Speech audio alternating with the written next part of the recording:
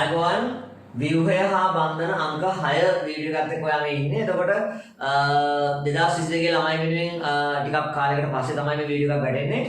විශේෂයෙන්ම මේ සතිය අපිට 2022 තියරි පන්තියේ කාලේ කරන්න බැරි වුණා මේ ප්‍රශ්නත් එක්ක. ඉතින් ඒකින් තමයි මම මේ වීඩියෝ එක විශේෂයෙන්ම දාන්නේ පන්තියේ ඉන්න ළමයි වෙනුවෙන්. එහෙනම් පටන් ගමු අංක 6 ව්‍යුහය හා බන්ධන දෙවෙනි යුනිට් එකේ පාඩම. ඉතින් එතකොට මේ අංක 5 දක්වා බලන්න අපි අංක 5 දක්වා කරපු ටික පොඩ්ඩක් මම මතක් කරගන්නම්. මොකද දැන් සෑහෙන කාලයකට පස්සේ ඉඳන් මේ වීඩියෝ එක මේ පාඩමේ අපි දාන්නේ. එතකොට අංක 1 ඉඳන් 5 දක්වා වීඩියෝස් වල අපි කතා කරලා තියෙන ව්‍යුහය හා බන්ධන යටතේ ලුයිස් ව්‍යුහ හඳින හැටි නේ. සරල අණුවල ලුයිස් ව්‍යුහ හඳින හැටි. ඊට පස්සේ සම්ප්‍රයුක්ත ව්‍යුහ කියන්නේ මොනවද? ඒ සම්ප්‍රයුක්ත ව්‍යුහ හඳින්නේ කොහොමද? සම්ප්‍රයුක්ත වලින් ආව ප්‍රශ්න තමයි අන්තිම දාට සාකච්ඡා කරේ. හරි.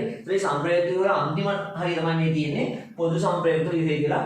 ඒක දැන් මම දැන් කියලා දෙන්න යන්නේ. તો 2022 කියලා කරන කට්ටියට දැන් YouTube එකේ අපි ප්‍රමුඛ ස්ථාන දෙන්නේ 2020 සහ 21 කියලා ළමයින්ට. මොකද 2022 කට තව ගොඩක් කාලෙ තියෙන හින්දා නමුත් ඕල්ට කරන්න පුළුවන් ගොඩාක් වැඩ මේ විදිහ තියෙනවා. දැන් අපි ක්ලාස් එකේ ගාලේ අපේ තිරි ක්ලාස් එකේ පළවෙනි යුනිට් එක පරමාණු යුනිට් එක ඉවරයි. එතකොට ඒකේ තව බොහොම පොඩි කොටසක් විතරයි දුන්නා තියෙන්නේ. එතකොට දෙවෙනි යුනිට් එකෙත් අපි YouTube එක කරා ගත්තොත් එහෙම ඒ යුනිට් එකෙත් සෑහෙන ප්‍රමාණයක් දැන් කරගෙන ගිහිල්ලා තිනවා මේ ව්‍යුහය හා බන්ධන පාඩමේ. එතනින් එහාට ගිහිල්ලා නොමිලේ කිසිම මුදලක් වියදම් කරගන්න නැතුව යාට මම කිසිම ගාස්තුවක් අය කරන්නේ නැතුව නොමිලේ YouTube එකේ තව දාපු සෙක්ෂන් ටිකක් තියෙනවා යාට බලා ගන්න පුළුවන්. විශේෂයෙන්ම මම කිව්වා ශක්ති විද්‍යාව කියන පාඩම මුලින් නම් තියෙනවා. ඒක ඔයාලට මේ දැනට තියෙන තත්ත්වය හැටියට බලාගෙන යන්න පුළුවන්.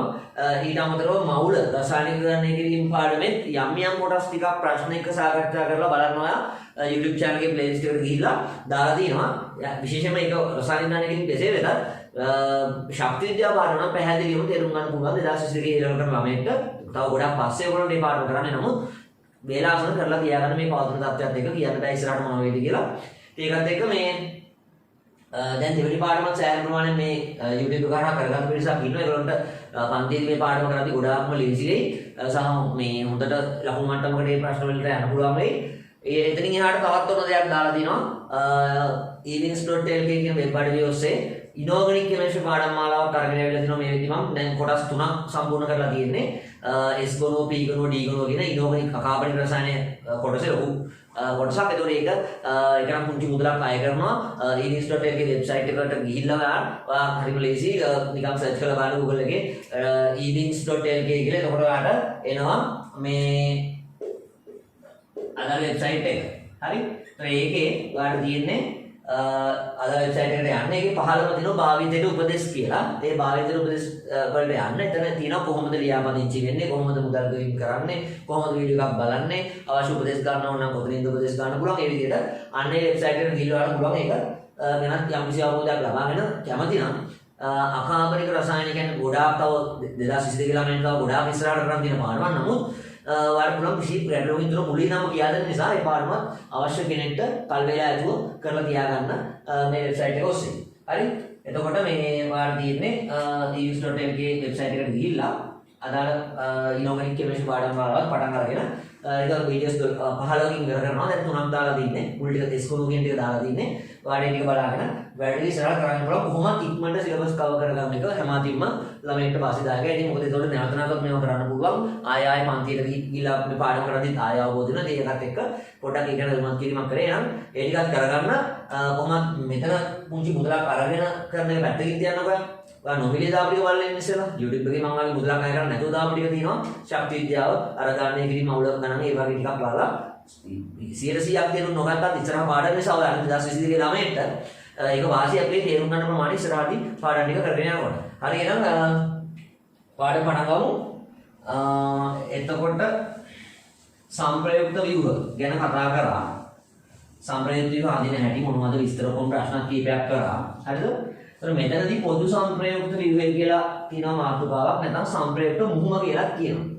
පොදු සම්ප්‍රයුක්ත ව්‍යුහය කියලා කියනවා. සම්ප්‍රයුක්ත මුහුම කියනවා නිකන් මික්ස් කතන්දරයක් නේ කියන්නේ. මොකද කියලා මම කියා දෙන්නම්. ඉස්සෙල්ලාම උදාහරණයක් මට පොඩ්ඩක් මතක් කරගන්න. දැන් අපිට කිව්වොත් එහෙම අපේ ගණන යම් අවස්ථාවක තියෙනවා NO2- කියලා අයනයක් දීලා ඒක ලුයිස් ව්‍යුහ හඳින්න කියලා. දැන් මේ වෙද්දි මම හොඳට ඔයාලට කියලා දෙන්න තියෙන්නේ කොහොමද ලුයිස් ව්‍යුහ හඳින්න කියලා. හරි. නයිට්‍රයිට් NO2- කියන අයනේ ලුයිස් ව්‍යුහ හඳින්න කියලා කියනවා. මොකද ඔයා කරන්නේ? ඔය තනියෙන් ඉන්න පරමාණු මැද n එක මැද. හරි. පස්සේ මයිනස් තියෙන්නේ කොතනද මේ වගේ තැනකදී ඔක්සිජන්. තනි බන්ධනේ ඕක තමයි ඔක්සිජන් අයනයක්නේ. මේක කොහොම කලින් කතා කරා මම කිය අපි දෙකේ මතක් කරන්නේ මයිනස් ගන්න කොහොමද ඔක්සිජන්ට 6 නිකාණ්ඩය වටේ 6ක් නම් උදාසනය 7ක් වෙන ඉලෙක්ට්‍රෝන තියෙන 1යි 2යි 3යි 4යි 5යි 6යි 7යි 6 නිකාණ්ඩය 7ක් කාණ්ඩාංකයට වඩා වැඩි ඉලෙක්ට්‍රෝනයක් මයිනස් නේ උදාසීන අවස්ථාවේ තමයි අනිත් තියෙන ඒකට එයා බන්ධන දෙකක් හදනවා ඔය විදිහට එයා 6 වෙනි කාණ්ඩය 6 වෙනි තිත් කියන්නේ 1යි 2යි 3යි 4යි 5යි 6යි එතකොට එන් පස්සේ නිකාණ්ඩය 5ක් කියන්නේ මොකද එන්ටාරෝපණයක් නැහැ පස්සේ නිකාණ්ඩය 5 වෙනි 1යි 2යි 3යි 4යි 5යි අෂ්ටක හරිත බාණයෙන් ගියේ ඔගේ ඔක්කොම ගහන්නේ ඒතර වගේ नाइट्राइट की विभाग है लगाना पूरा तो सांप्रयुक्त विभाग दिन क्या थी अपने ब्लॉग में जितने बार नहीं हम बैठ रहा था वही अपने ना मांगने सांप्रयुक्त विभाग की लागे याने एकम अनुवाक हरी एकम आयने संधान हरी कपड़ने आदि ने बना विविध लुईस विभाग kan नीति वाला पूरा एकम प्रभेद संधान आदि है विविध लुईस विभाग itu kata सांप्रयुक्त विभाग di මොකද වෙන්න ඕනේ පරමාණු හයි වෙච්ච සැකිල්ල එකම වෙන්න ඕනේ නේ පරමාණු හයි වෙච්ච සැකිල්ල එකම වෙන්න ඕනේ ඊට පස්සේ සමස්තාරෝපණය එකම වෙන්න ඕනේ. සමස්තාරෝපණය හැම එකම ඍණ එක නම් ඍණ එක වෙන්න ඕනේ. බිඳුව නම් බිඳුව වෙන්න ඕනේ. සමස්තාරෝපණය එකම වෙන්න ඕනේ. පරමාණු හැවිත සැකිල්ල එකම වෙන්න ඕනේ. මොකද වෙනස් වෙන්නේ? ද්විත්ව බන්ධන තියෙන තැන්, ත්‍රිත්ව බන්ධන තියෙන තැන්, ආරෝපණ තියෙන තැන් වෙනස් වෙන්න පුළුවන් නේ. ඒතකොට එකම ප්‍රභේදයේ සඳහා ඇදියන් විදුලිසිය තමයි සම්ප්‍රයුක්ත විභාග කතා කරේ. දීර්ඝ විස්තරාත්මක සම්ප්‍රයුක්ත විභාග දෙන්නේ කොහොමද? ප්‍රශ්නේනේ කොහොමද? හැම දෙයක්ම සාකච්ඡා කරලා මේ විදිහේ තියෙන්නේ. ඒකින අනිවාර්යයෙන්ම මේ වීඩියෝ එකට එන්න ඕනේ. එකේ සිට පහ දක්වා කොටස් පහම බලලා ඉවරලා තමයි මෙතන අනිවාර්යයෙන්ම මෙතන මේ මොකද සම්ප්‍රයුක්ත විභාග අන්තිම ටික මේ කරන්නේ. හරිද? එතකොට මේ කියන්නේ මොකද මෙතෙන් දැන් මම මොකද වෙන්නේ? තනි බන්නේ වම් පැත්තේ මෙන්න මේ උඩ මයිනස් දාන්න පුළුවන් ආට. ඒක විස්තරාත්මකව කියලා දෙන්න තියෙන්නේ. ඊට පස්සේ දකුණු පැත්තේ මෙන්න මේ උදාසීනයි. එහා වෙන කාණ්ඩය හැප්පිලා තියන්න. එන් පස්සේ නිකාණ්ඩ භාගනේ ඉලෙක්ට්‍රෝන දිය. රයිට්. එතකොට දැන් මේ වගේ තැනක මේ නයිට්‍රයිට් NO2- කියන අයනයට පොදු සම්ප්‍රයුක්ත විභාග අදින්න කියලා ආට කිව්වොත් මොකද වෙන්නේ? නයිට්‍රයිට් අයනයේ සම්ප්‍රයුක්ත විභාගනේ මේ යන්නේ. මේ දෙකම ස්ථායිනේ. හරි? ඍණාරෝපණයේ -3 කෙනා ඕ වෙනකොට ස්ථායි. ඔක්සිජන් හරි කැමති ඍණාරෝපණය ගන්න එනම් මෙයත් ස්ථායි මෙයත් ස්ථායි එක වගේම ස්ථායි. හරි? මේ දෙකම එක වගේම ස්ථායි. කිසි වෙනසක් නැහැ ස්ථායිකමයි. පැහැදිලිද? එතකොට පොදු සම්ප්‍රයුක්ත විභවයකොත් නිකන් ඔයාලට තේරෙන්න ඕනේ සම්ප්‍රයුක්ත විභවවල පොදු නියෝජනයක් කීපයක් දෙනකොට එක්කෙනෙක්ගේ පොදු නියෝජිතේ පැහැදිලිද නැත්නම් සම්ප්‍රයුක්ත මුහුම කිව්වොත් මික්ස් ඒ කියන්නේ කීප දෙනෙක්ගේ මික්ස් එකක් පැහැදිලිද ඒතර ඇත්තටම පොදු සම්ප්‍රයුක්ත කියලා කියන්නේ කිසියම් අණුවකට හරි අයනයකට හරි ලුයිස් විභව කීපයක් අඳින්න පුළුවන් නම් සම්ප්‍රයුක්ත විභව එකිනෙකාගේ අන්නේ සම්ප්‍රයුක්ත විභවවලදී එක වගේම ස්ථායි කීපයක් ඉන්නවනම් අනේ එක වගේම ස්ථායි කීප දෙනාගේ පොදු නියෝජිතය තමයි පොදු සම්ප්‍රයුක්ත විභව කියලා කියන්නේ. පැහැදිලිද? ඒ කියන්නේ යම් ප්‍රභේදයක් සඳහා වන සම්ප්‍රයුක්ත විභව අතරින් ස්ථායි සම්ප්‍රයුක්ත විභව වල පොදු නියෝජනයක් තමයි පොදු සම්ප්‍රයුක්ත විභව කියලා කියන්නේ. ඒක මතක තියාගන්න. මෙයත් ස්ථායි මෙයත් ස්ථායි. දෙකම එක වගේ ස්ථායි. එතකොට අන්නේ එක නිකන් ඒ කියන්නේ කෙටිකොත් මෙතන මොකද්ද කියවෙන්නේ? මේ ඍණාරෝපණයේ දකුණු පැත්තේ උඩ තිබුණත් ස්ථායි. වම් පැත්තේ උඩ තිබුණත් ස්ථායි. ඒකින්ද මෙතනදී කරන්නේ ඔය ඍණාරෝපණයේ දකුණු පැත්තේ උඩ තියෙනත් කැමැති වම් පැත්තේ උඩ තියෙනත් කැමැති කියන එක සංකේතාත්මකව නිරූපණය කරන එක. පොදු සම්ප්‍රයුක්ත විභව නැත්නම් සම්ප්‍රයුක්ත මුහුම කියලා කියන්නේ. පැහැදිලිද? එතකොට අපි කරන්නේ මෙච්චරයි. පොදු සම්ප්‍රයුක්ත විභව අදිද්දි කරන්නේ මෙන්න මේ විදිහට දැන් මේ -O1 දකුණු පැත්තේ උඩ තිබුණත් ස්ථායි වම් පැත්තේ උඩ තිබුණත් ස්ථායිනේ. ඒකින් අපි කරන වැඩේ මේ ඍණ එකේ ආරෝපණය දෙපැත්තක බෙදන සමානව. ඒ කියන්නේ භාග සංඛ්‍යාවක් ඇවරේජ් එකක් ගන්න මධ්‍යනයක් ගන්න. දැන් ඍණ එකේ ආරෝපණය දකුණු පැත්තේ උඩ තිබුණත් කැමති වම් පැත්තේ තිබුණත් කැමති. එතකොට ඒ කියන්නේ මොකද මේ සම්ප්‍රයුක්ත විභව දෙකම ස්ථායි එක වගේනේ. එතකොට මේ ඍණ එකේ ආරෝපණය දෙකට බෙදුවොත් එම ඍණ භාගයයි භාගයයි ඔන්න ඔහම දාන්න පුළුවන්. මේ පැත්ත ඍණ භාගයයි මේ පැත්ත ඍණ භාගයයි. ඊගාව ගැටලුව තමයි ඊළඟ ප්‍රශ්නේ තමයි දැන් තනි බන්ධනයේ ඕට ගත්තොත් එහෙම සම්පූර්ණ ඍණ එකක් ලැබෙනවා. බන්ධන දෙකේ ද්විත්ව බන්ධනයේ උඩ උදාසීනයි. එතකොට ඔයා කල්පනා කරලා බලන්න ආරෝපණයේ බිඳුව ආරෝපණය ඍණ එක. බිඳුවයි ඍණ එකයි අතරමැද අගයක් නෙමේ ඍණ භාග සංඛ්‍යාවක් ගත්තොත් එහෙම ආරෝපණයේ බිඳුවක් නෙමෙයි ඍණ එකක් නෙමෙයි. ඍණ බිඳුවශම ගන්න. ඍණ බිඳුවශම 5. කියන්නේ එතකොට පාඩම් කරනවා මෙතන මේ දැන් ඍණ එක කියලා කියන්නේ තනි බන්ධනයක් තමයි දාන්නේ ඕට. බිඳුව නම් මොන ද්විත්ව බන්ධනයක් දාන්න. එතකොට මෙතන ඕකට තනි බන්ධනයක් දාලා බෑ ද්විත්ව බන්ධනයක් දාලා බෑ කියලා වල තේරෙනවා. පැහැදිලිද? මෙතනදී ඔයාලට ඔක්සිජන්ට තනි බන්ධනයක් දාලත් බෑ ද්විත්ව බන්ධනයක් දාලත් බෑ. හේතුව තනි බන්ධනයක් දැම්මොත් ඔක්සිජන්ට එතන සම්පූර්ණ ඍණයක ආරෝපණයක් තියෙනවා. ද්විත්ව බන්ධනයක් බන්ධන දෙකක් දැම්මොත් ඕකට එතන ආරෝපණය ශුන්‍යයි. පැහැදිලිද? එතකොට ඒකින් අපි කරන්නේ තනි ඉරකුයි මෙහෙම කඩ ඉරකුයි දානවා. මොකක්ද නිකන් හිතෙන්නේ? මෙතන තනි බන්ධනයකුත් නෙමෙයි ද්විත්ව බන්ධනයකුත් නෙමෙයි මික්ස් එකක්. අතරමැද තත්ත්වයක් වගේ තමයි හිතෙන්නේ. එතකොට දැන් තනි බන්ධනයක් තිබ්බොත් උඩ පැහැදිලිව ඍණයක ආරෝපණයක් තියෙන්නේ මේ. මෙහෙම තිබ්බොත් බාරෝපණයක් දාන්න බෑනේ. බන්ධන දෙකක උදාහරණයක් කියලා දැන් හොඳට පාඩම් කරලා ඒවා දාන්නත් විස්තර. හරිද? එතකොට තනි බන්ධනයක හෝ තිබ්බොත් සම්පූර්ණ ඍණයකක් දාන්න වෙනවා. ද්විත්ව බන්ධනයක හෝ තිබ්බොත් ආරෝපණයක් දාන්න විදියක් නැහැ. එහෙනම් අපි කරන්නේ තනි බන්ධනයකුත් නෙමෙයි ද්විත්ව බන්ධනයකුත් නෙමෙයි මික්ස් එකක් කියලා කියන්න තනි ඉරකුයි කඩ ඉරකුයි දාන්න. කියන්නේ තනි හා ද්විත්ව අතරමැද බන්ධන ස්වභාවය. මේ පැත්තට ඔන්න ඔය විදිහට දාන්න. හරිද? හැබැයි දැන් කඩ ඉර දැම්මම අවුල්. අපිට ඉලෙක්ට්‍රෝන ගණන් කරද්දී 1යි 2යි කියන්නත් බෑනේ. මොකද ඉලෙක්ට්‍රෝන භාග සංඛ්‍යා ගැන මාන කරන්න බෑනේ. ඩොට් එකකින් ඩොට් එකක් තිබ්බොත් ඉලෙක්ට්‍රෝනයක් කියනෝනේ. ඩොට් දෙක නැහැ ඉලෙක්ට්‍රෝන දෙකක් කියනෝනේ. ඒ කියන්නේ තම ඇයි අංකේ ගන්නේ ඉතින් එතකොට තිත්තියන එකේ පොඩි ගැටලුවක් තියෙන නේද? ඒකින්ද හොඳම දේ මේ ඔයගොල්ලන්ට තිත්තියක් ගන්න අවශ්‍ය නැහැ. නිකන් තියන්න. මොකද කොහොමද ප්‍රශ්න පත්‍රය ගත්තොත් පොදු සම්ප්‍රේක්ෂකව අඳින්න එන්නේ නැහැ. ඒවයි ප්‍රශ්නයක් තමයි අනේ මම අහන්න කියනවා ඔයාලා ඉස්සරහට. එතකොට තේරෙනවද එක සැරේ බලලා මාක් කරන්න ගිය අවුලක් තියෙනවා කියලා. මොකද මේක අපිට 1යි 2යි කියන්නත් බෑ. 1යි 1මාරයි කිව්වොත් කොහොමද ඉලෙක්ට්‍රෝන වල කොහොමද අපි නේද? එක ඉලෙක්ට්‍රෝනයක් ඩොට් එකකින් පෙන්නන්නේ. එතකොට අවුල් වෙන්නේ. දැන් මම මොඩ කතා කියන්න බෑ අපි තිතකින් භාගයක් තියමු කියලා. ඩොට් එක ගන්න ඉලෙක්ට්‍රෝනයක් තිතකින් භාගයක් තියමු ඉලෙක්ට්‍රෝන භාගයක් කියමු කියලා එහෙම කරන්න බෑ. එතකොට ඒක හරියන්නේ නැහැ. මොකද තිත් වලින් කියන්නේ ඉලෙක්ට්‍රෝන කියන එකනේ. එක සැරේ බලන්නේ. එතකොට දැන් මේ ඩොට් තියන්න ගියාම පස්සේ මේ විදිහට මෙතන කොහොමද ගණන් කරන්නේ? 1යි 2යි කියන්න බෑනේ. මොකද ඉරි කියන්නේ දෙකක් නම් හරි. එක බන්ධනයක n එකයි ඕක එකයි. තව බන්ධනයක් ගත්තොත් ආයෙම n එකයි ඕක එකයි. එතකොට දැන් කඩේලක් එනකොට තනි බන්ධනේ ද්විත්ව බන්ධනේ අතරමැද සිද්ධියක්. ඉතින් ඒ වගේ නේද පොඩ්ඩක් අර එක සැරේ බලලා මාක් කරන එක අවුල් නිසා නිකන් කොහොම තියන්නේ නැහැ. ඔන්න පොදු සම්ප්‍රේක්ෂක විදිහේ.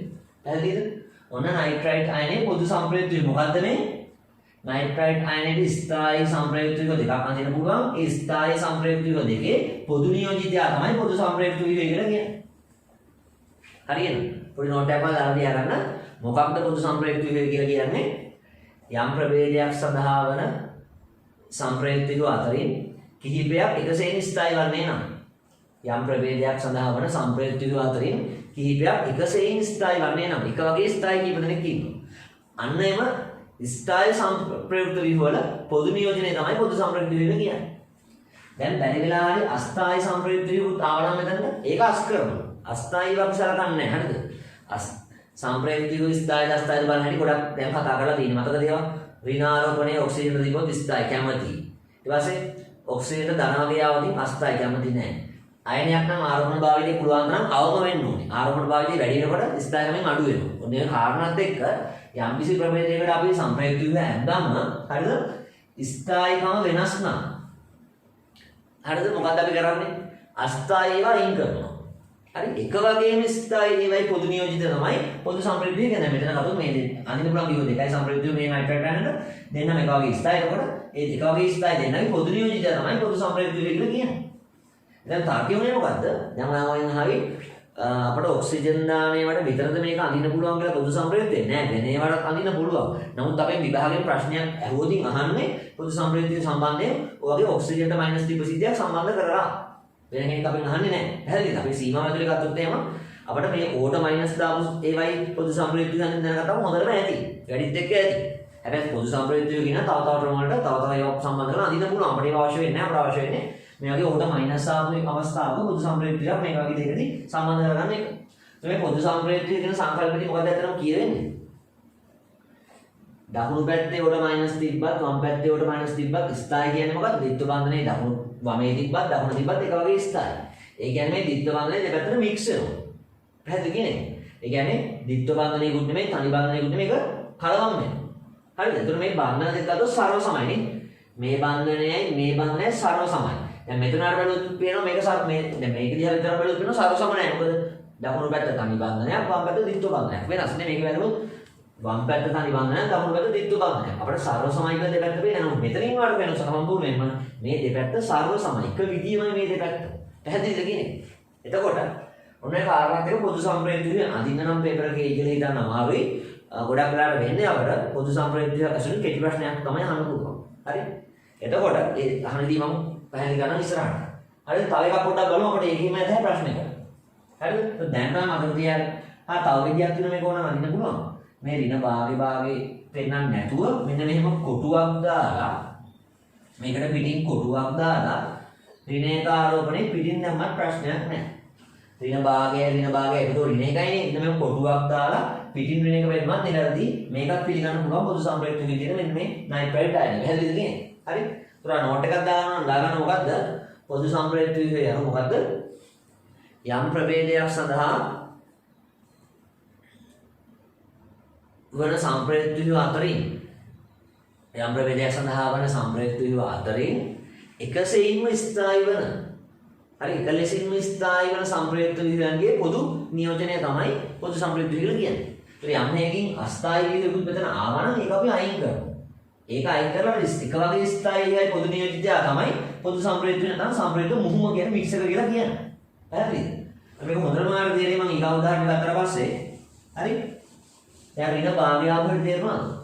දකුණු පැත්තේ ඕට ඍණ තිබ්බත් ස්ථායි වම් පැත්තේ ඕට තිබ්බත් ස්ථායි. සමස්තය ඍණ එකයි. ඒකට ඍණ එක දෙකේ දුන්නම ඍණ භාගය ඒක ඍණ එකයි නේ. අන්න ඒ විදිහට. පැහැදිලිද? මම ඔයාලට තව එකක් ඕනනම් පෙන්නන්නම් මේ විදිහට. අපිට කිව්වොත් එහෙම අඳින්න කියලා ClO3 minus.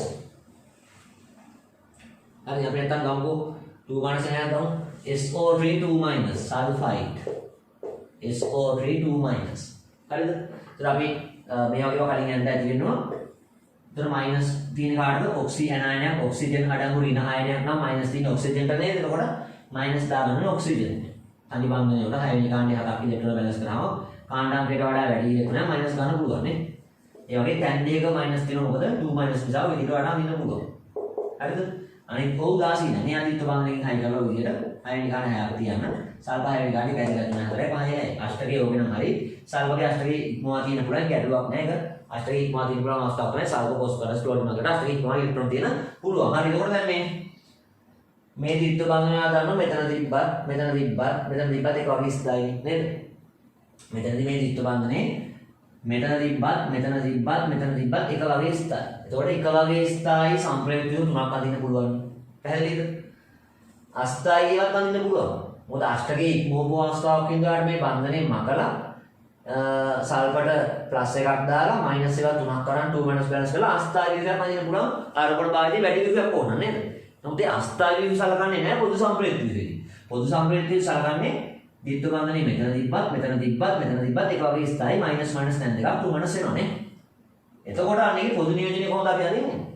ද්විත්ව බන්ධනේ ගත්තොත් මෙතන තිබ්බත් එක වගේ ස්ථායි මෙතන තිබ්බත් එක වගේ ස්ථායි මෙතන තිබ්බත් එක වගේ ස්ථායි මොකද අපි කරන්නේ? මේ ද්විත්ව බන්ධනේ මික්ස් කරන කට්ටියටම නේද? එතකොට ද්විත්ව බන්ධනේ කට්ටියට බෙදනවා අපි. එතකොට තනි හා ද්විත්ව අතරමැද බන්ධන ස්වභාවය මෙන්න මේ විදිහට එනවා. තනි ඉලයි කඩ ඉලයි ඔහොම දානවා. තනි ඉලයි කඩ ඉලයි විදිහට දානවා. පැහැදිලිද? ඊට පස්සේ ඉතින් ආරෝපණ කොහොමද? ඔක්කොම 2 මයිනස් නේ. ඔක්කොම ඍණ දෙකයි මේ තුන් දෙනාට මික්ස් කරනවා නේ.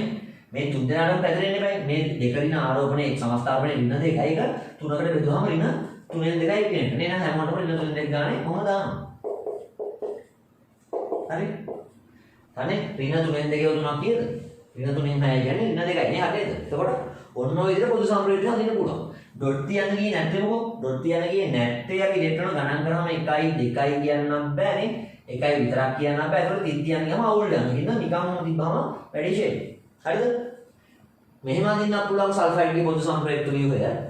තව විදියක් කියන්න ඕන නම් මෙතන මේ පෙන්වු කරේ මොකද්ද? අර ද්විත්ව බන්ධනයේ තිබුණු සල්ෆෝ ද්විත්ව බන්ධනයේ මේ තුනටම මික්ස් වෙනවා.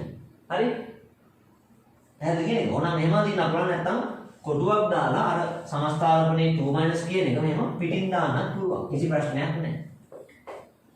ආය පාරක් කියන්නේ සම්ප්‍රයුක්ත ව්‍යුහ අඳිනවා අපි කිසියම් අයනයක් සඳහා හරි අණුවක් සඳහා හරි සම්ප්‍රයුක්ත ව්‍යුහ ඔක්කොම අපට අඳිනකොට අපි ඔක්කොම අඳිනවා. ඒ වයින් ස්ථායි සම්ප්‍රයුක්ත ව්‍යුහ ටික විතරයි පොදු සම්ප්‍රයුක්ත ව්‍යුහ අඳිනකොට අපි තෝරගන්න. අස්ථායික නියෝජනය කරන්නේ නැහැ. ඒතකොට ආයෙ බලන්න මොකද්ද පොදු සම්ප්‍රේක්ෂ ව්‍යුහය කියලා කියන්නේ? කිසියම් ප්‍රභේදයක් සඳහා ඇඳිය හැකි සම්ප්‍රේක්ෂ ව්‍යුහ සියල්ලම අතරින් මොනවද? ස්ථායි සම්ප්‍රේක්ෂ ව්‍යුහවල පොදු නියෝජනය. හරි? එතකොට ඒ අඳින්න පුළුවන් සම්ප්‍රේක්ෂ ව්‍යුහ ඔක්කොම ගන්න නෑ. ඒවයි ස්ථායි සම්ප්‍රේක්ෂ ව්‍යුහ ටික විතරක් අරගෙන අන්න ඒවයි පොදු නියෝජිතය තමයි පොදු සම්ප්‍රේක්ෂ ව්‍යුහ නැත්නම් සම්ප්‍රේක්ෂ මුහුම කියලා කියන්නේ. හරිද? එතකොට දැන් විභාග ප්‍රශ්නයක් කරමු. එතකොට අර හොඳම තේරෙයි මොකද්ද මම මේ කියන්නේ කියලා. ඒ ප්‍රශ්නේ කරන්න කලින් මම ඔයාලට ඒ ප්‍රශ්න දින කෙනෙක්ම ඇඳලා එතන ඉහාට කතාව කියලා දෙන්නම්. අපිට කිව්වොත් එහෙනම් බයිකාබනේට් අයන HCO3- ගේ අඳින්න කියලා සම්ප්‍රේක්ෂ ව්‍යුහ ටික මොකක්ද අපි කරන්නේ? දැන් බයිකාබනේට් තේරෙන්නේ නැත්නම් කාබනේට් අදින්න CO3 2-. හරිද? CO3 2- කොහොමද අදින්නේ? කාබන් නැද තනි කෙනා මයිනස් තියෙන තනි බන්ධනයට ඔය විදියට එයා මයිනස්. ඒ වගේ තැන් දෙකක තියෙනෝනේ මොකද? 2- නිසා. එතකොට 2- හරි අනිත් O3ක් නේ. නිත්‍ය බන්ධනයෙන් හයි කරා මේ විදියට අයින් ගන්න නැහැ. කාබන් 4න් ගන්නේ 4 හරි නම් ඔච්චර. නේ? බයිකාබනේට් කියන්නේ මොකද්ද? මේ එක මයිනස් තැනකට h එකක් හයි කරාම මේ මයිනස් එකක් අඩු වෙනවා. එතකොට ඔයාලා තියෙන්නේ එක මයිනස් තැනකට කොතන හරි තෝරගෙන එතන h එකක් දාන්න දුරන බයිකාබනේට් අයන. එතන 6 වෙනි ගානේ 6 කියලා බන්ධන දෙකේ උඩ උදාසීනව තියන්න පුළුවන්. මොන බයිකාබනේට් අයන හරිද? ඔන්න ඔය බයිකාබනේට් යන ඇඳගෙන බලන්න සම්ප්‍රේක්ෂ ව්‍යුහ කියන්න අදින්න පුළුවන් කියලා. හරි? ඊට පස්සේ මම ඔයාලට කියලා දෙන්නම් පොදු සම්ප්‍රේක්ෂ ව්‍යුහ ගැන. පැහැදිලිද? එතකොට ඉතින් මම බයිකාබනේට් අයනේ සම්ප්‍රේක්ෂ ව්‍යුහ ටික වඩා ලැබෙන්නම්. හරිද? එතකොට අර මම ඉස්සෙල්ලා විදියට බයිකාබනේට් ගන්න H එකෙන් ගනම කාබනේට් CO2 - ඒකට H එකක් දැම්මම මයිනස් එකක් අඩු වෙනවා. එතකොට HCO1- නේ බයිකාබනේට් අයන. නැත්නම් හයිඩ්‍රජන් කාබනේට් අයන. එතකොට මම මේ පැත්තේ අඳිනවා ඔයාලට අර විදියටම කාබන් නැද හරි -O කෙනෙක්ට දැම්මා. එතන 6 වෙනි කාණ්ඩේ 7ක් වෙද්දි මයිනස්. තවත් O කෙනෙක් මයිනස් දාන්න බෑ 2- නේ නම් ඒ අනිත් O ඉක්ුත් සම්බන්ධ කරලා ඔය විදිහට දැම්මම පස්සේ 6 වෙනි කාණ්ඩේ 6 තියන්න පුළුවන් එයාට. අනිත් O හිතවන්නේ කෙලිමයි කරාම එයා උදාසීනව තියන්න පුළුවන්. ඔන්න බයිකාබනේට් අයන. මේක ස්ථායි. ඒ ස්ථායි කියන්නේ මයිනස් තියෙන ඔක්සිජන් ගාව. ඔක්සිජන් හරි කැමති ඍණාරෝපණයක් ගන්න. ඉතින් මේකෙන් ආරෝපණ භාවිතය අවමයි ස්ථායි. එතකොට එනොත් මේ ද්විත්ව බන්ධනය වමට දැම්මත් ඒක ස්ථායිනේ. මේ ද්විත්ව බන්ධනය වම් පැත්තට දැම්මත් ඒක ස්ථායි කිසි ප්‍රශ්නයක් නැහැ. මොකද එතකොට -O එනවා 15ටනේ. අයින් ගන්න හදක් වෙලා -O 15ට එනවා. මේ O උදාසීනයි. මේ O උදාසීනයි කිසි ප්‍රශ්නයක් නැහැ. හරිද? ඊට පස්සේ ආයෙ බලන්න කොහොමද? මේ ද්විත්ව බන්ධනය වමට දැම්මා. දැන් දකුණට දාන්න. එතකොට හැබැයි ද්විත්ව බන්ධනය දකුණට දාද්දි වාට එන්නේ මොකද්ද? ඔයාට එන්නේ අස්ථායි ව්‍යුහයක් නේද? බලන්න හොඳට. මේක මෙතනට පන්නද්දි නේ මේක වමට දාද්දි අවුලක් නැහැ. මේක දකුණට පන්නද්දි මොකද වෙන්නේ? තනි බන්ධනයේ මේ ඔත් 6 වෙනි කාණ්ඩයේ 7- දැන් මේවා හරි කතා කරගෙන ඉන්නවා මේ වේගෙන් යන්නේ හොඳේ. අලුතෙන් කෙනෙක් සම්බන්ධ වෙනවා නම් මේක විතරක් බලවට තේරෙන්නේ නැහැ. මුල් වීඩියෝස් පහෙන්ම සම්ප්‍රේක්ෂ ව්‍යුහ කියන්නේ මොකද්ද? රිවියුස් ව්‍යුහ හඳින කෙටිටම ඔක්කොම කතා කරලා දැන් මෙතන තමයි ඇවිල්ලා තියෙන්නේ. හරි? එතකොට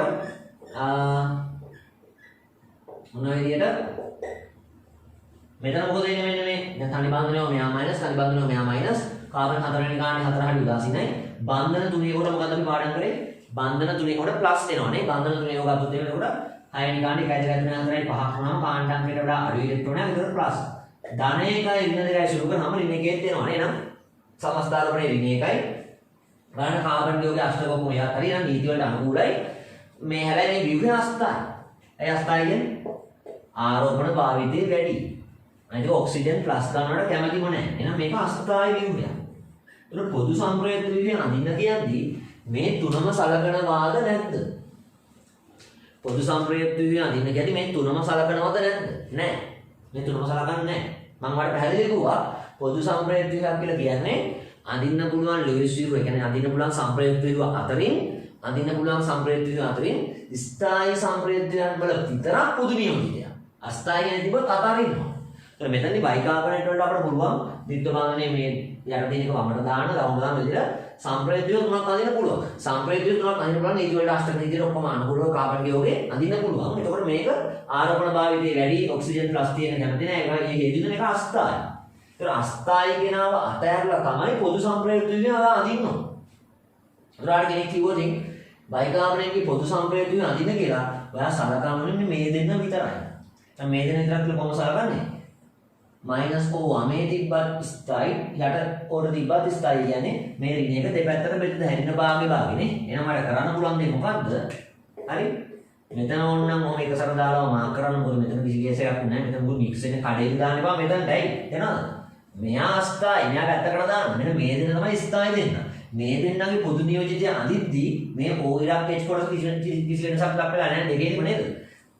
ආයෙ පාරක් කියන්නේ පොදු සංප්‍රයුක්ත විදිහට සංප්‍රයුක්ත මුම කියලා කියන්නේ කිසියම් ප්‍රභේදයක අඳින පුළුවන් සංප්‍රයුක්ත විව අතරින් ස්ථායි සංප්‍රයුක්ත විවයන්ගේ පමණක් පොදු නියෝජිතයක්. එතකොට මෙන්න මේ දෙකම එක වගේ ස්ථායි. එතකොට බලන්න මේ O ඉරක් H කතන්දරේ මුකුත් වෙනසක් වෙලා නැහැ දෙකේදීම ඒකේම තියන්න ඩොට් කියලාම තියන්න.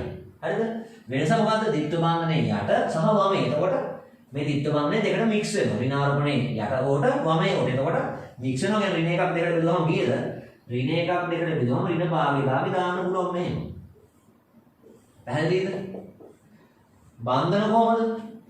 තනි බන්ධනයේ තිබ්බ සම්පූර්ණයෙන්ම ඍණයි, ද්විත්ව බන්ධනයේ තිබ්බ උදාසීනයි. එහෙනම් ඍණ භාග සංඛ්‍යාවක් කියන්නේ තනි බන්ධනයේ කුඩ නෙමෙයි, ද්විත්ව බන්ධනයේ කුඩ නෙමෙයි, අතරමැද බන්ධන ස්වභාවයක්. එතකොට තනි ඉරයි කඩ ඉරයි තමයි දාන්න ඕන ඔය විදිය.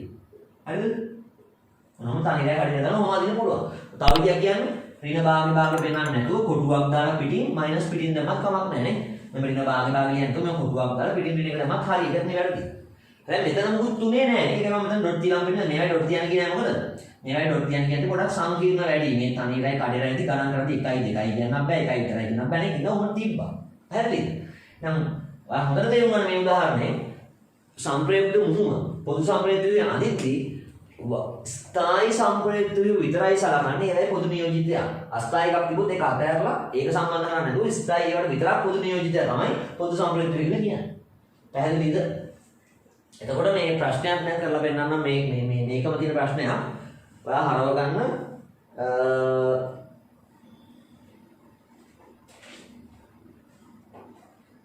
2017 පේපර් එකේ 41 වෙනි කෙටි ප්‍රශ්නය. 2017 41. මේ කතන්දරේ තමයි අරදී. මම ඒකයි උදාහරණ එකක් ගත්තාට ප්‍රශ්නෙත් එකම කියන්න පුළුවන් ඉඳලා මේ විභාගෙ කොහොමද අහන්නේ කියන්නේ. සාමාන්‍ය පොදු සංප්‍රයුක්තය අඳින්න කියලා නම් අහලම නැහැ මහානව සම්බන්ධතාවය ඉතාමත් අඩුයි. අඳින්න පුළුවන් නාට හරියද? කෙටි ප්‍රශ්න තමයි ඉන්නේ. එතකොට 2017 පේපර් එක ගන්න. 2017 ෆස්ට් එකේ 41 වෙනි කෙටි ප්‍රශ්නය. 2017 41 කෙටි ප්‍රශ්නේ බලා ගන්න පොඩ්ඩක්. මොකක්ද කියලා ගහන්න තියෙන්නේ. හරි. ඒක 2022 ලෙවල් ළමයින්ට මම තව පණිවිඩ කිහිපයක් කියනවා. උසස් පෙළ විභාගයට පාඩම් කරන්නේ කෙසේද? දැන් මේකේ ලක්ෂයකට වඩා බලපු වීඩියෝ එකක් ගොඩාක් ජනප්‍රිය වෙච්ච අන්න ඒක ඔයා බලන්න ප්ලේලිස්ට් එකේ දාලා ඇති exam tricks කියලා study method එකක් කියලා මේ දාලා ඇති කොහොමද පාඩම් කිරීමේටම ඉගෙනීමේටම නම් ඒවත් එක දාපු අර ඔයා ප්ලේලිස්ට් එක ගොඩක් බලන්න පුරුදු වෙන්න. ප්ලේලිස්ට් එකේ මේ විදිහට structure and bonding unit 2 කියලා තියෙනවා. මෙන්න මේ දෙවෙනි පාඩමේ වීඩියෝස් ටික තමයි දාලා තියෙන්නේ. හරිද? ඊට පස්සේ energetics කියලා තියෙන ශක්ති විද්‍යාව කියලා මොකද බලන්න කියලා ඒ ටික. හරි? ඊට පස්සේ study methods කියලා තියෙනවා. ඒ කියන්නේ විවිධ ඉගෙන ගැනීමට කෙටි ක්‍රම නම් දාපු පාඩම් කරන හැටි දාපු වීඩියෝස් ටික අනික අනිවාර්යෙන් බලන්න. උසස් පෙළ විභාගයට පාඩම් කරන්නේ කෙසේද කියලා ලක්ෂයකට වඩා බලපු වීඩියෝ එකක් ඇති. අනික ඔයා හොඳට බලන්න. ඒකේ තියෙනවා කොහොමද මේ level වලට set වෙන්නේ කියලා 2022 ළමයි මොකද මේක තාම හරියට පන්ති කරන්න ඕනේ නෑ මේ කොරෝනා ප්‍රශ්නෙත් එක්ක මේ නිවාර්දනය වෙච්ච එකත් එක්ක මේ තනියෙන් කිසියම් අධ්‍යයනයක් දැන් ඔයාලා සම්බන්ධ කරගන්න. ඊට පස්සේ කෙමිස්ට්‍රි පේපර් එකේ අන්තිම ප්‍රශ්න 10 ටිකක් අමුතුයි. ඔයාලා බලාගෙන ඉඳී නෝගේ වීඩියෝ එකක් රසායන විද්‍යාව ප්‍රශ්න පත්‍රයේ අවසාන බහුවර්ණ 10ට කොහොමද මුහුණ දෙන්නේ කියලා පොඩි පෙරහුරුවක් මම දාලා තියෙනවා කොහොමද ඒක කරන්නේ කියලා. අන්න ඒක චුට්ටක් බලා ගන්න වෙනවා. දැන් මෙතන අන්න ඒ අන්තිම බහුවර්ණ 10 ප්‍රශ්නයක් මේ තියෙන්නේ. මම නිකන් සරල කෙටියෙන් කියන දෙනවා විස්තරාත්මක වීඩියෝ එකක් වෙන එකක් බලන්න. ඒ කියන්නේ අර වගුව ප්‍රශ්න එනවනේ. පළවෙනි ප්‍රකාශය, දෙවෙනි ප්‍රකාශය කියන අන්තිම ප්‍රශ්න 10 අමුතුයිනේ. උපදේශ තීරුවක් මත මේක ක්‍රියා කරන්න ඕනේ. ඒතර 41 බලන්න 2017 41 මේ වගේ ප්‍රශ්න කරද්දී පොදු විදියක් තියෙනවා. මොකද්ද? මම නිතර මගේ මන්ත්‍ර කියන දේ මොකද්ද? මුලින්ම වම් පැත්තේ ප්‍රකාශය විතරයි බලන්නේ. දකුණු පැත්ත වහගන්න. දකුණු පැත්තේ ප්‍රකාශයත් එක්ක මම උඩින් පල්ලෙන් කියවන්න එපා. මුලින්ම වම් පැත්තේ ප්‍රකාශය විතරක් කියවනවා. වම් පැත්තේ ප්‍රකාශය වැරදි නම් කිසි අවුලක් නැහැ. දකුණු පැත්තට ගිහලා උත්තරේ වගුව උපදේශ වගුව බලලා උත්තරේ උත්තර 4 හෝ 5 නෙන්නේ. දකුණු පැත්ත හරිනම් 4, දකුණු පැත්ත නම් 5. වගුව උපදේශ වගුව බලලා උත්තරේ ගන්න. හරිද? වම් පැත්තේ ප්‍රකාශය හරි ගියොත් එහෙම අර දෙකම හරි ගියාම ගැටලුවක් වෙනවනේ. පහදනවා නම් එක පහදා දෙන්නේ නැත්නම් දෙකේම කියලා. ඒක හොඳම දේ. මේ විදිහටම කරන්න. දකුණු පැත්ත පොඩ්ඩක්වත් බලන්න එපා ප්‍රකාශ දෙකෙන් වම් පැත්ත විතරක් බලන්න. වම් පැත්ත වැරදි නම් දකුණු පැත්තට ගෙනියන්න යන ප්‍රශ්නයක් නැහැ. වම් පැත්ත හරියට මොකක්ද එයා කරන්නේ? වම් පැත්තේ වගන්තිය පළමු ප්‍රකාශය හරිනම් මොකක්ද එයා කරන්නේ? ඇයි මේ වගන්තිය හරියන්නේ? මොකක්ද ඒකට හේතුව කියලා පොඩ්ඩක් ඔයාගේ කොලේ පොඩි නෝට් එකක් දාගන්නවා. මෙන්න මේ ප්‍රකාශය හරියන්නේ මෙන්න මේ හේතුව නිසා කියලා. හරි. ඊට පස්සේ තමයි දකුණු පැත්තට යන්නේ. එන වම් පැත්තේ ප්‍රකාශය හරියට ඔයා ඉබේම හරියන්නේ නැහැ ප්‍රකාශයක්. ඒකට හේතුවක් තියෙනවනේ. අනේ හේතුව ඔයා ලියා ගන්න පොඩ්ඩක් නෝට් කරගන්න. හරිද? වම් පැත්තක විතරක් බැලුවා. ඒක වැරදි නම් දකුණු පැත්තට කෙලින්ම යන්න. ඒක හරියට කෙලින්ම දකුණු පැත්තට යන්න එපා. වම් පැත්තක ඇයි හරි කියලා හේතුව පොඩ්ඩක් නෝට් කරගන්න. ඊට පස්සේ දකුණු පැත්තට යන්න. කරුමෙටම දකුණු පැත්තේ ප්‍රකාශය හරි නම් උත්තරේ එක වෙන්නත් පුළුවන් දෙක වෙන්නත් පුළුවන් නේ.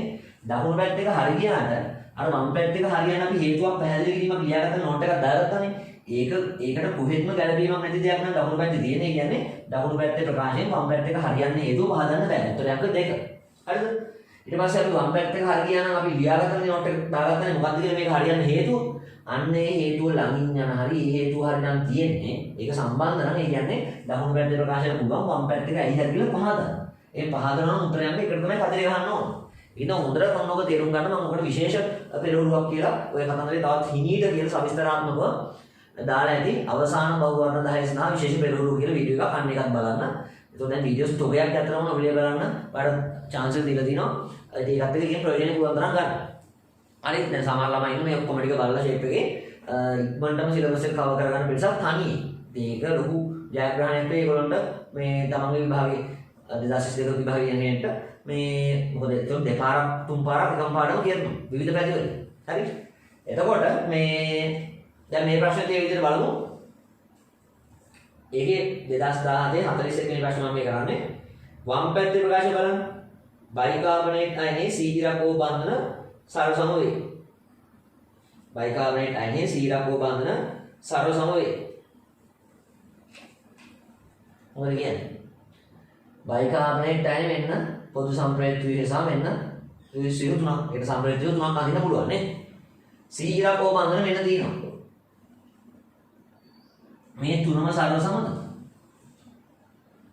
බයිකාබනේට් අයනයේ සීහිරකෝ බන්ධන යොහම මේ සියල්ලම සරල සම වෙන්න ඕනේ. එහෙම සරල සම නැහැ.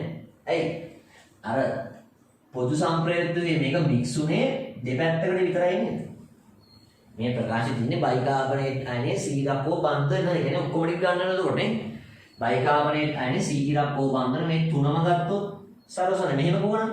බයිකාබනේට් අයනයේ සීහිරකෝ බන්ධන අතරින් ඇතැම් දේවල් සරල සමද? එහෙම කියන්න පුළුවන්. මොකද මේ දෙන්න සරල සමයි. තනි හා දිත්ත අතරමැද අර තනි බන්ධන අර දිත්ත බන්ධනේ දෙකට බෙදුණානේ මික්ස් වුණානේ. මෙතන මික්ස් වුණා මේක සංශුද්ධ 100%ක් තනි බන්ධනයක් මේ. මෙතන කාබන් බහුව බන්ධනේ 100%ක් තනි බන්ධනයක්. මේ බන්ධන දෙක තනිත් නෑ දිත්තත් නෑ අතරමැද බන්ධන ස්වභාවයක් තනි බන්ධනේ කුත් නෙමෙයි දිත්ත බන්ධනේ කුත් නෙමෙයි මික්ස් වෙච්ච අවස්ථාවක් මෙතන තියෙන්නේ. මෙතන 100%ක් තනි බන්ධනයි. එතකොට අපිට පොදුවේ කියන්න පුළුවන් බයිකාබනේට් අයනයේ සීහිරකෝ බන්ධන සරල සමයි කියලා. මෙහෙම ගුණන් හරි.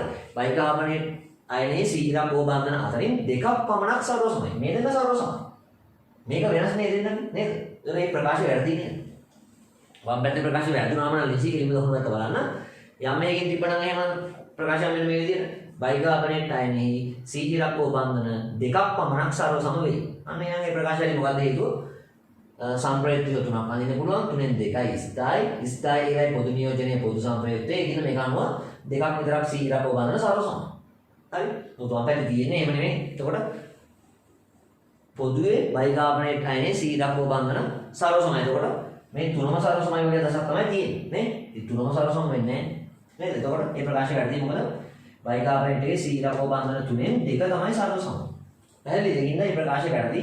වම් පැත්තේ ප්‍රකාශය වැරදි වෙනවම ලේසි. දකුණු පැත්තට ගිහින් යන්න. එතකොට ඒ දෙවියන් දෙයක් මුත් නැහැ. වම් පැත්තේ ප්‍රකාශය වැරදි. උන මේ සිද්ධිය පැහැදිලි කරාම මට ලස්සනට. එතකොට බයිකාබනේට් අයනයේ සීහිරකෝ බන්ධන තුනම සරල සම නැහැ. හරි? පැහැදිලිව කියන්න බයිකාබනේට් අයනයේ සීහිරකෝ බන්ධන අතරින් එකක් අනිත් කට වඩා වෙනස් දෙන්නේ නම් සරල සමයි. මෙතන එහෙම විස්තර කරන්නේ නැහැ දෙන්නේ සරල සමයි කියලා. නිකම් ඔක්කොම සරල සමයි කියලා තියෙන පොදුවේ නේ. පොදු සරල සමයි කොහොම මේ ඔක්කොම සරල සම වෙන්න ඕනේ. එහෙම වෙලා නැහැ. එතකොට වම් පැත්තේ ප්‍රකාශය වැරදි නේ. දකුණු පැත්ත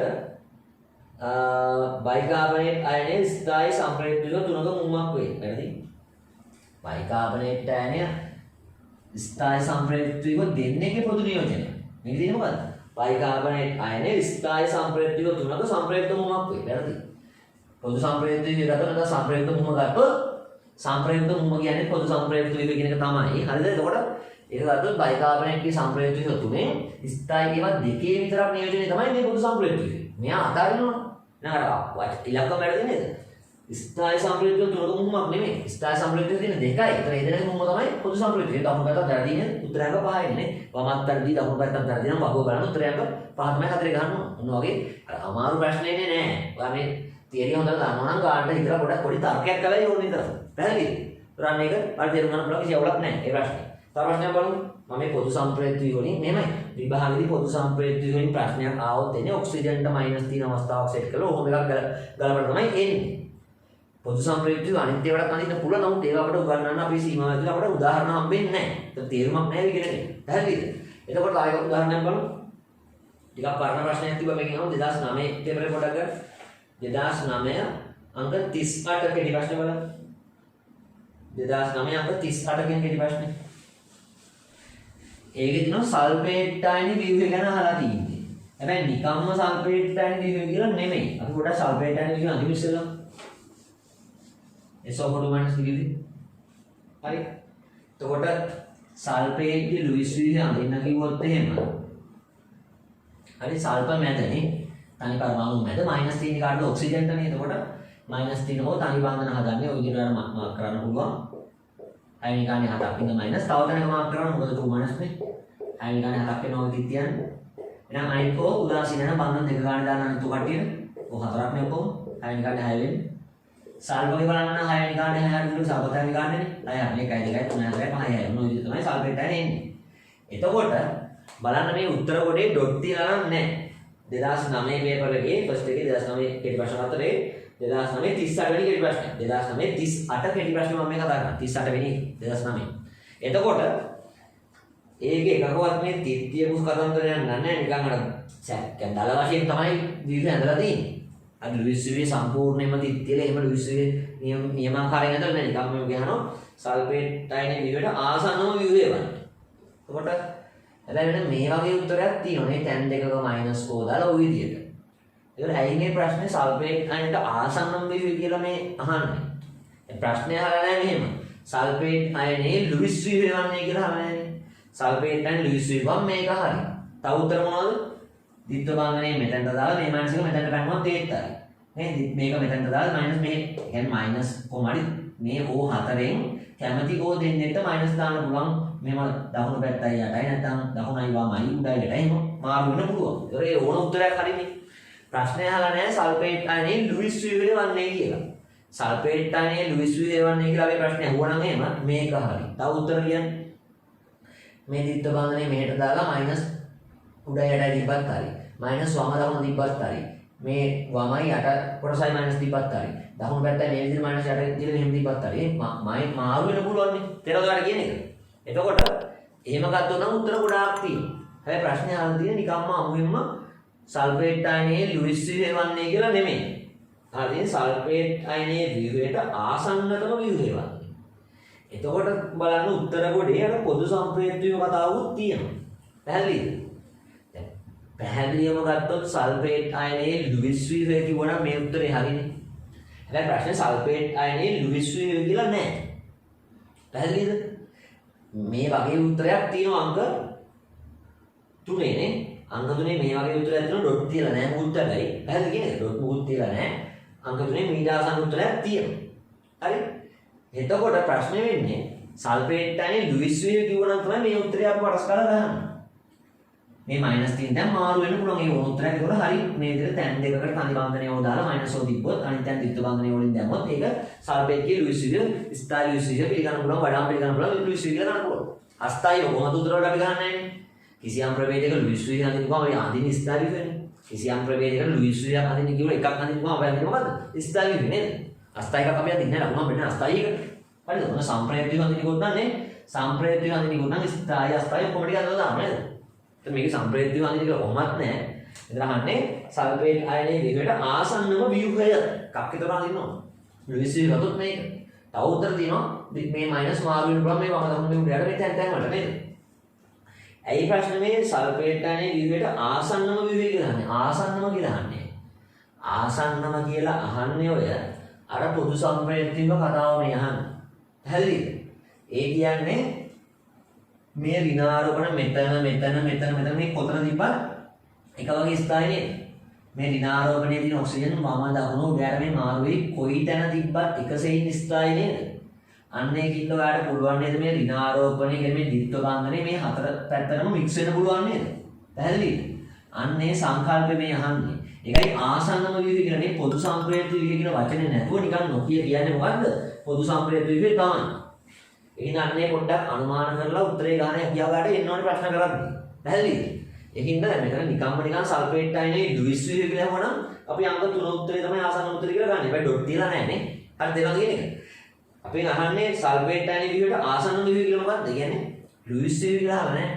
සල්ෆේට් අයනේ ලුයිස් ව්‍යුහය වන්නේ කියලා වුත් එම හොඳ උත්තරේ අංක 3 නේ. හැබැයි සල්ෆේට් අයනේ ලුයිස් ව්‍යුහය කියලා මේ අහනවා සල්ෆේට් අයනේට ආසන්නම ව්‍යුහය කියන්නේ අර මේ ඍණාරෝපණයේ තියෙන ඕ මාරු වෙන්න පුළුවන් ද්විත්ව බන්ධනයේ මික්ස් වෙන්න පුළුවන්. ඒ කියන්නේ ස්ථායි ලුයිස් ව්‍යුහ කීපයක් තියෙනවා ස්ථායි සම්ප්‍රේත ව්‍යුහ කීපයක් තියෙනවා ස්ථායි සම්ප්‍රේත ව්‍යුහ කීපයක් තියෙදි පොදු සම්ප්‍රේත ව්‍යුහ සලකන්න ඕනේ. අන්නේ සංකල්ප මේ අහන්නේ. එතකොට මොකක්ද යා කරන්නේ? මේ ද්විත්ව බන්ධනයේ මික්ස් වෙන්න පුළුවන් නේ. තනි ඉරයි කඩ ඉරයි ඔය විදිහට. පැහැදිලිද? මොකද තනි ඉරයි කඩ ඉරයි දාන්න පුළුවන් නේ. එතකොට දෙක ඍණාරෝපණය මොකද වෙන්නේ? ඍණ දෙකක ආරෝපණය මේ හතරකට බෙදුවම කීයද? ඍණ හතරෙන් දෙක කියන්නේ ඍණ භාගය නේ. මේ ඍණ දෙක 2 කියන ආරෝපණය මේ හතරටම මික්ස් වෙන්න පුළුවන්. ඒ කොයි විදිහකට ස්ථායි. පැහැදිලිද? මේ හතර පැත්තේ මේ හතරක් තියෙනවනේ. ඒ මොන ඔක්සිජන්ට මයිනස් දාගෙන ගියත් එක වගේම ස්ථායි. එතකොට එක වගේම ස්ථායි අවස්ථාවලදී ඒ එක වගේ ස්ථායි ලුයිස් ව්‍යුහ වල පොදු නියෝජනය මොකද්ද? පොදු සම්ප්‍රයුක්ත ව්‍යුහය. සම්ප්‍රයුක්ත මුහුම. එතකොට මෙතන මේ වචනේ නොකියුවට නොකිය කියන්නේ ඒක තමයි සල්ෆේට් අයනයට ආසන්න ව්‍යුහය කියන්නේ අර මයිනස් කෝ තියෙන පුළුවන් තැන් වෙනස් වෙන්න පුළුවන් නේද? ඒ කොයි එකත් එක වගේ ස්ථායි නේද? අන්න එහෙම උත්තරයක් වටේක බැලුවාම පේනවා. පැහැදිලිද? එහෙනම් මෙන්න මේ ඍණ 2 ආරෝපණය හතරකට බෙදන්නේ. ඒතකොට ආරෝපණය කියන ඍණ හතරෙන් දෙකේ ඍණ දෙකයි ඍණ දෙකෙන් ඍණ භාගයයි. මොනවද ඍණ භාගයව හතරක් දාලා පුළුවන් වලට පොදු සම්ප්‍රයුක්ත විදිහට අදින්න. ඍණ භාගය මාර්ගවල කවදියක් කියන කොටුවක් දාලා පිටින් පුළුවන් 2 එක දාන්නේ. ඍණ භාගයව හතරක් ඍණ දෙකයිනේ. එහෙනම් අර පුළුවන් එක්ක ඍණ භාගය ගන්න මේ ඔක්සිජන් ආරෝපණය නොදා මෙහෙම ඍණ භාගය මෙතනින් අයින් කරලා කොටුවක් දාලා 2 පිටින් දාන්න. ඒක නිකන් කිසි ප්‍රශ්නයක් නැහැ. එහෙනම් මෙන්න මේක හරි කොටුවක් දාලා පිටින් 2 දාපු විදිහට අපිට බලන්න තියෙනවා කියලා මේක කඩේරි එක. එහෙම එකම උත්තරයක් තියෙනවා. මොකද්ද? උත්තරයක් දෙකනේ. දැන් උත්තරයක් දෙක තමයි ඉන්නේ. තනි ඉරයි කඩේරයි දාලා පොදු සම්ප්‍රේත ව්‍යුහ. ප්‍රශ්නේ අහන විදිහ බලන්න. හරිද? සල්ෆේට් අයනේ ලුයිස් ව්‍යුහ කියලා කියනවා අපි කපාටම වන්නේ ආ සල්ෆේට් අඳින්න පුළුවන් ස්ථායි ලුයිස් ව්‍යුහ බැලුවා. ඒක උත්තරේට දෙමු. ලුයිස් ව්‍යුහ කියලා නෑ. සල්ෆේට් අයනේ විවිධ ආසන්න ව්‍යුහ. ඒ කියන්නේ එතකොට සල්ෆේට් අයනට ස්ථායි ලුයිස් ව්‍යුහ කීපයක් අඳින්න පුළුවන්. උත්තර ගොඩක් තියෙනවා. එහෙනම් ඒ උත්තර කොට වෙනකොට පොදු නියෝජනයක් තියෙන උත්තරේට අපි ගහනවා. හරිද කියන්නේ? නිකම්ම සල්ෆේට් අයනේ ලුයිස් ව්‍යුහ ගුණ අපි අංක 3 උත්තරේ තෝරගන්න කිසි ගැටලුවක් නැහැ. ඒක තිත් නැති විතරනේ අවුලකට තියෙන්නේ. පැහැදිලිද? හරි? හැබැයි අපෙන් ඇහුවට පස්සේ සල්ෆේට් අයනේ විදිහට ආසන්න ව්‍යුහ ගහම එතකොට ලුයිස් ව්‍යුහ ගත්තොත් සල්ෆේට් ස්ථායි ලුයිස් ව්‍යුහ කීපයක් අඳින්න පුළුවන්. එහෙනම් මේ කීපෙම නියෝජනය කරනකොට ආසන්න ව්‍යුහ කියන්නේ මොකද ගන්නන්නේ? අර පොදු සම්ප්‍රේතයෙන් සම්ප්‍රේත මුව නේ. එතකොට මෙන්න මේක තමයි ගන්නෙ. හරිද? ඒක ඍණ භාගය ගන්න එහෙම දාන්න පුළුවන්. නැත්නම් කොටුවක් දාලා පිටින් 2 දාන්න පුළුවන්. එහෙනම් ඒ වගේ උත්තරයක් තියෙන මොන උත්තරේද? අංක දෙකේ උත්තරේ අංක 2 තමයි එන්නේ. දැන් තේරෙනවද ඔයාලට පොදු සම්ප්‍රේතය කියන පාඩම කොහොමද යෙදීම් වෙන්නේ කියලා පේපර් එකේ. ඒක ඔයාලට මොන ඔය විදිහට තමයි මේ ඉගෙන ගන්නකොට තමයි අර විෂය ලේසි වෙන්නේ. මොකද නිතරම කොහොමද මේ තියන එක කොහොමද ඇප්ලයි වෙන්නේ ප්‍රශ්න වලට කියලා. අර එහෙනම් මොන සම්ප්‍රේතය කියන ලොකු කොටසක් අතරම විවාහ බන්ධන පාඩමේ තියෙන ප්‍රධාන විශාලම කොටස තමයි සම්ප්‍රේතය සහ ලුයිස් ව්‍යුහ පාඩම. ඒක දැන් අපි ඉවරයි. හරි? වඩ පුළුවන් හැමදාම පේපර් එක අරගෙන හැම ප්‍රශ්න පත්‍රයකම 2019 ඉඳන් අවසර බලන්න. පළවෙනි ප්‍රශ්නේ සෙකන්ඩ් එකේ පළවෙනි ප්‍රශ්නේ අනිවාර්යයෙන්ම සම්ප්‍රේතය ලුයිස් ව්‍යුහ පොඩි කොටසක් හරි තියෙනවාමයි. වට එඩිට් කරලා පුරුදු වෙන්න පුළුවන්. හරි? ඉතුරු වීඩියෝස් අපි දානකොට ටිකක් ඉසියම් තව කාලයක් යාවි. ඒ වෙයිදී අපි බලාපොරොත්තු වෙනවා කරන්න මෙන්න මේ කොටස් ටික සහ සංයුජ බන්ධන ගැන තවදුරටත් ඉගෙන ගන්න තියෙනවා. විස්තර ටික. ඒවා හදන හැටි ගැන කිව්වේ නෑනේ. ඊට පස්සේ විද්‍යුත් ඍණතාවය කියලා මාතෘකාවක් තියෙනවා. ඒ ගැන කතා කරන්න තියෙනවා. ඊට පස්සේ අණු වල හැඩ කියලා මාතෘකාවක් තියෙනවා. හරි? තව දෙනවා මුහුම්කරණයේදී මොහොම තව මාතෘකා කීපයක් තියෙනවා කතා කරන්න. දැන් මේක අර මේ දෙවෙනි යුනිට් එකේ ප්‍රධානම කොටස තමයි මේ සම්ප්‍රේතීක විශ්ව කොටස. ඒ කොටස දැන් අපි ඉවරයි. හරි? ඊට පස්සේ මම අර අයනික බන්ධන ගැන කිව්වේ නෑ එකක් කියන්නම්. ඒවා ගැන ඒවා නම් බොහොම පොඩි කොටස් අඩුම කාලෙකින් කරන්න පුළුවන්. ඒකෝට ඒකත් එක්ක ඔයාලට දැන් පුහුණු වෙන්න පුළුවන් දෙවෙනි පාඩමට දාලා කොටස් ටික. ඒ අතර මම අර මුලින් වීඩියෝ එකේදී කියපු ඉස්සරහා තව ඉදිරියේ කරන්න තියෙන පාඩමුත් බලලා පොඩ්ඩක් සූදානම් වෙන්න කියන 2022 ඒ ළමයින්ට මම හිතනවා මේ සෑහෙන දෙයක් කරගන්න පුළුවන්. එහෙනම් ඊළඟ වීඩියෝදී හම්බ වෙමු.